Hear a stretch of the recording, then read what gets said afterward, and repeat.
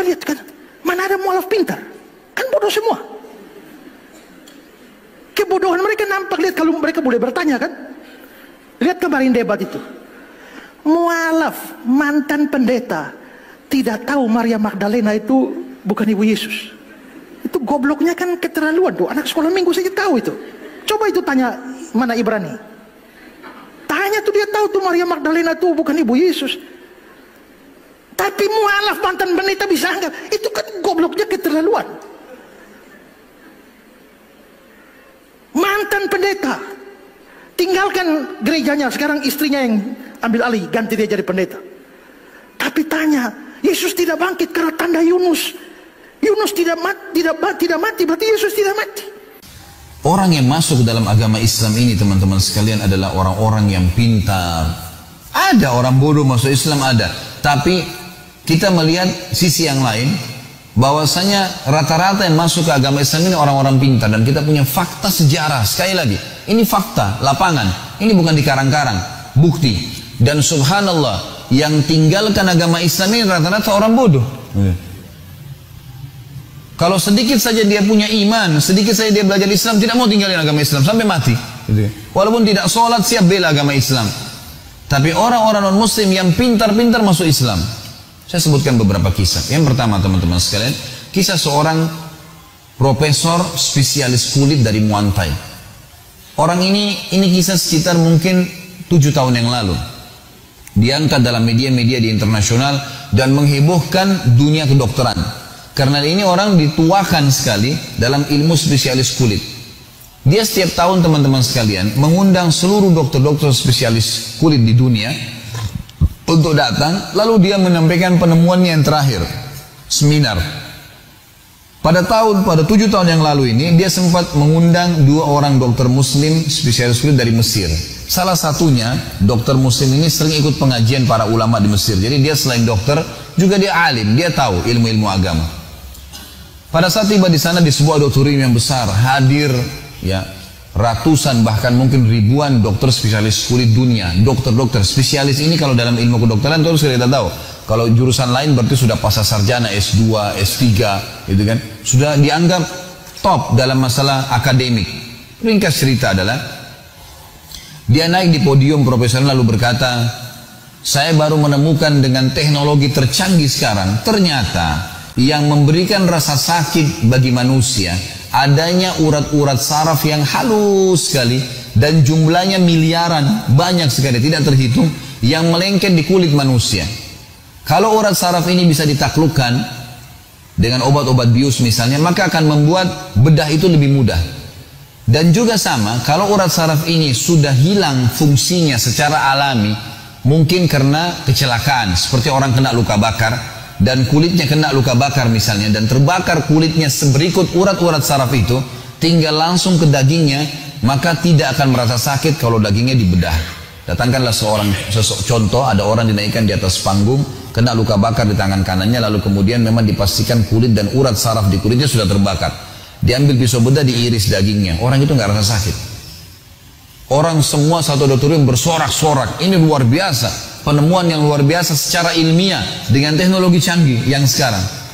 Ternyata satu orang dokter muslim dari Mesir tadi angkat tangan, "Maaf profesor, kalau itu penemuan Anda yang tercanggih, saya ingin mempertemukan antara penemuan Anda ini dengan Al-Quran, dan saya pastikan Al-Quran sudah menceritakan 1400 tahun yang lalu." Kaget dia, di depan orang semua hadir, ribuan orang, banyak yang hadir nih. Kata si profesornya, "Mana buktinya?" Dokter muslim ngambil Quran terjemahan bahasa Inggris, dibuka surah ya, An-Nisa ayat 56.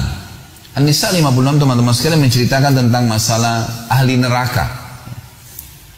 Salah satu cara penyiksaan di api neraka. Bunyinya, "A'udzubillahi minasyaitonirrajim", di antara potongan ayatnya, "Kullama nadijat juluduhum badalnahum juludan ghairan liyadzuqul adzab." Setiap kali penghuni neraka kulit mereka sudah terbakar, kata Allah, kami ganti dengan kulit yang baru agar mereka merasakan rasa sakit yang baru. Artinya ayat ini menjelaskan memang rasa sakit di manusia itu adalah di kulitnya. Jadi Allah tidak butuh membakar di neraka orang sampai tulang-tulangnya, enggak, kulitnya aja. Jadi begitu sudah terbakar kulitnya sudah selesai, diganti kulit yang baru. Jadi ayat ini betul-betul menjelaskan penemuan si profesor tadi. Sambil profesor tersebut baca terjemahan bahasa Inggris, netesin air mata. Dan di atas podiumnya dia mengatakan, teman-teman sekalian, tuntun saya ke agama Anda karena ini bukan buatan manusia. Gak mungkin, ini penemuan tercanggih dan berbulan-bulan diadakan penelitian untuk mengetahui proses tersebut. Tapi Al-Quran sudah menceritakannya, teman-teman. Akhirnya dia syahadat di depan para ilmuwan. Contoh yang lain, masuk Islamnya seorang anak muda di di Inggris. Jadi ada seorang syekh dari Saudi datang, kemudian diterjemahkan dalam bahasa Inggris di satu masjid. Gitu. Selesai ceramah tentang Islam, kemudian Islam, gitu kan, mengajak orang untuk menyebarkan Islam.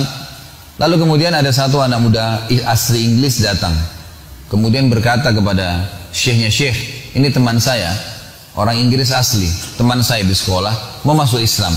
Tapi masih ada dua hal yang mengganjal di dirinya. Bisa nggak dia bertanya?" Kata syekhnya, "Silahkan, boleh bertanya."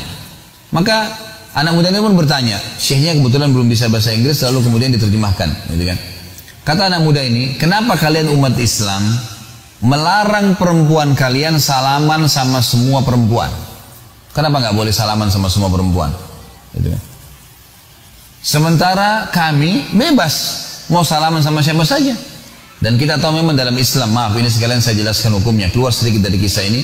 Dalam Islam, maaf Bapak Ibu sekalian, tidak boleh salaman sama sembarangan orang kecuali mahram, gitu kan. Kata Nabi SAW, "La yuta'ananna ahadukum bimikhyatin min hadid khairun lahu min an tamassu yadi imra'atun la tahillullah." Seseorang dari kalian ditusuk dengan besi yang tajam jauh lebih mulia daripada dia, jauh lebih ringan bagi dia dibandingkan dia menyentuh tangan wanita yang tidak halal buat dia. Kata Nabi SAW, "Inni la usafihun nisa." Saya tidak pernah menyalami wanita. Memang sudah begitu hukum Islamnya. Jadi kita memang tegur, sapa, salam, iya biasa. Apa kabar, baik, butuh bantuan, boleh dalam Islam. Tapi salaman memang dilarang, gitu kan? Sama halnya tidak boleh memandang hal-hal yang haram. Jadi dia mengatakan, kenapa kalian dalam Islam tidak membolehkan wanita kalian salaman sama semua orang? Kenapa nggak seperti wanita kami? Ini syubhat, ya, hal-hal yang diragukan oleh mereka. Maka syekhnya bertanya, "Kau warga negara apa?" Dia bilang Inggris. "Siapa ratu kamu di Inggris ini?" Kata dia, "Elizabeth." Kata syekhnya, "Kau bisa salaman sama Elizabeth?" Kata dia bilang, "Tidak bisa." "Kenapa tidak bisa?" Kata syekhnya. Dia bilang, "Karena itu ratu, tidak sembarangan orang salaman dengan dia." Kata syekhnya, "Semua wanita muslimah seperti Elizabeth, ratu, nggak boleh sembarangan orang salaman."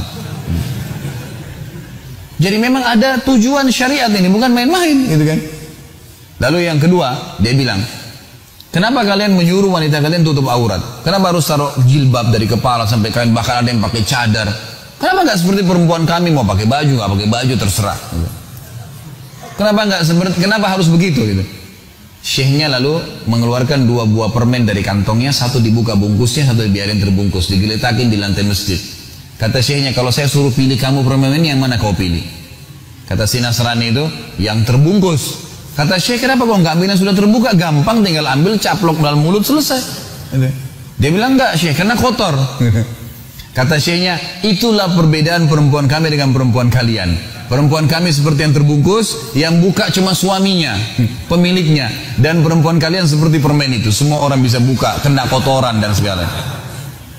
Sampai masalah hijab pun syar'i, ada hikmah syar'inya. Dan Allah mengatakan, "Dzalika adna alla yu'dzain." Tujuan hijab agar tidak diganggu, kan gitu. Sampai ulama mengatakan kalau ada wanita tutup auratnya, tertutup semua, pakai jilbab besar, apalagi kalau pakai cadar, kira-kira kalau lewat di depan preman-preman, apanya yang bisa menggoda mereka? Mau cari apa yang bisa kelihatan nih?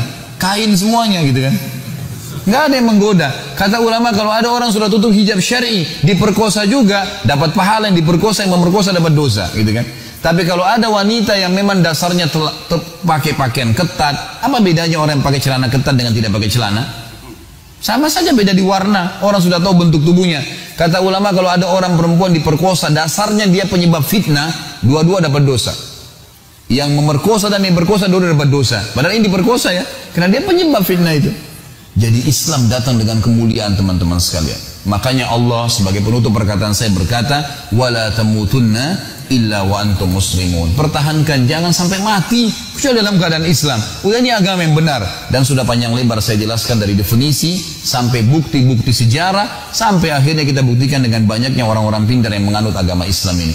Maka bersyukurlah kepada Allah karena Anda lahir dalam keadaan Islam, atau Anda mendapatkan hidayah setelah Anda dewasa. Allahu a'lam.